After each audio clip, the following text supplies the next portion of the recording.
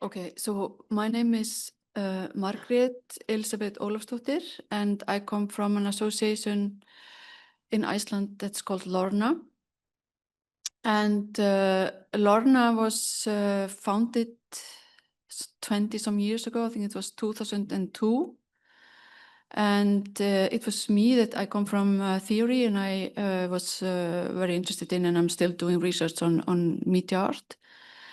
And following this foundation, we participated in many different projects, collaborating with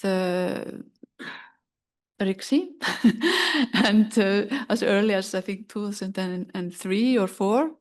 And we also collaborated with Pixelake in Helsinki, and did projects in Iceland, and collaborated with other local associations.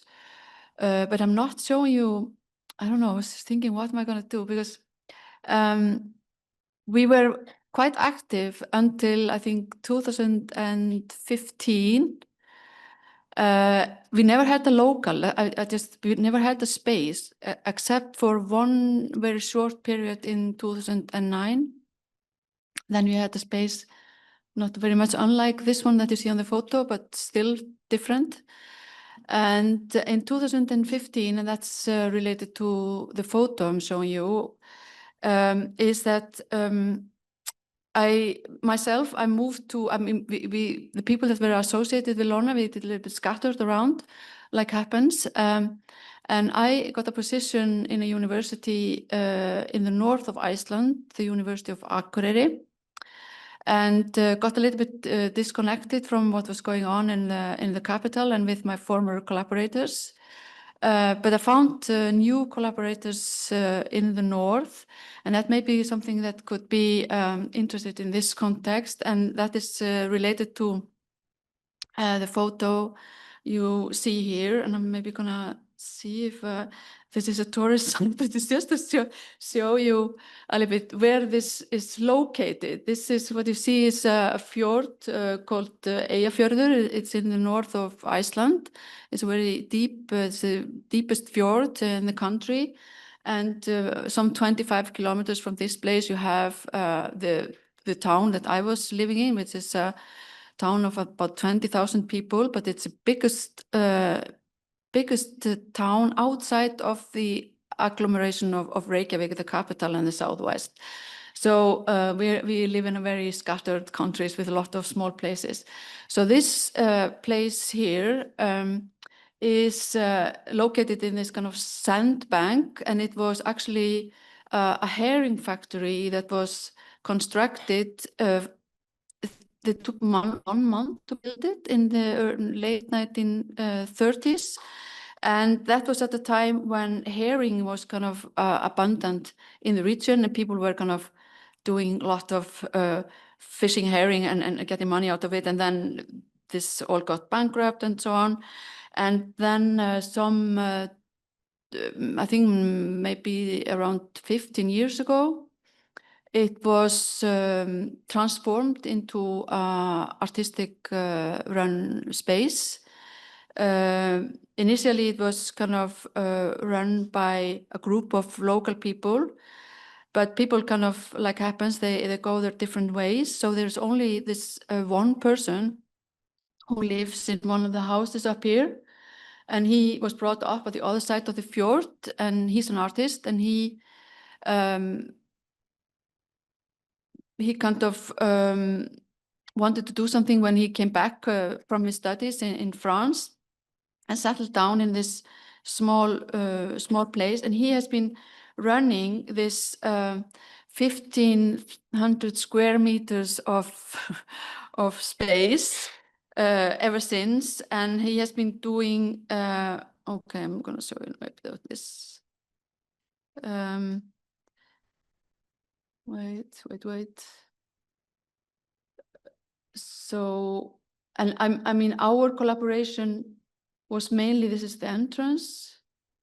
And as you see, it's only open in the summer because it has, it doesn't have any heating. It's very damp and cold, and it's,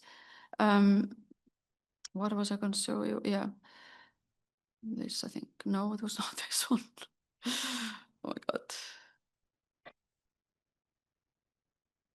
So this is a little bit how the space is.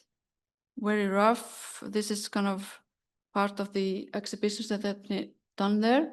And my involvement with this was actually not directly as a member of Lorna, but as a researcher and a writer, and I collaborated with this owner, Gustaf Geir Bollason, or the guy who runs it. It's owned by the community, local community, the building itself. So we did kind of a publishing book about the place, and it is I don't know what to tell you about it. It's super fascinating. It's actually super fascinating. And it has evolved a lot since Gustaf Geir took it over.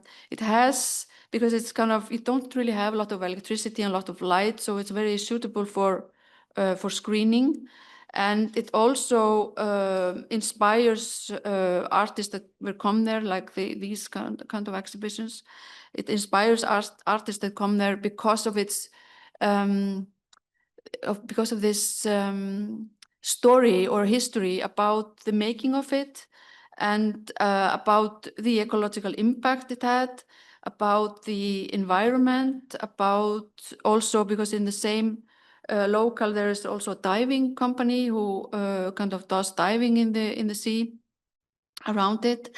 So yeah, so my involvement with this was this how do you say,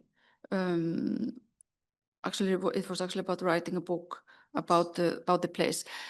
This is actually one of the recent projects there, which is one of my former collaborator who has initiated a workshop and a festival, a sonic festival. And also because I now have moved back to Reykjavik and live in the capital and work at the Iceland University of the Arts, and we have collaborated with this place for a long time. Especially with our MA students that go there every autumn to do a workshop, and they kind of, we can see it in the students' work that they get very inspired from the place and from its history, and I can't remember what's going and from its history. So I don't know what else I can tell you. I mean, this is the location of it.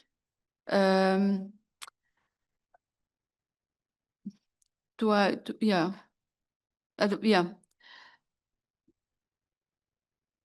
So what I maybe wanted to say about being involved with this symbiotic futures, when Rasa contacted me, I was very glad that she did, because it kind of is a possibility to kind of reconsider and rethink about the role and the possible continuation of the association that has been kind of a little bit dormant, but it has been dormant before, and we've always kind of managed to revive it somehow. And so it has this kind of maybe nomadic and rhizomatic nature of being always kind of able to reactivate and be useful for interesting projects. And what my role in it has often been to kind of group people together, gather artists together, and get them involved in what we are doing. So this is what I see from this, and I see this as a possibility that we could maybe go up there in our because they have a residency, but it's a very rough one. So they have it's possible to sleep in the factory, it's possible to cook in the factory, but there's also kind of facilities around it. So yeah, thank you.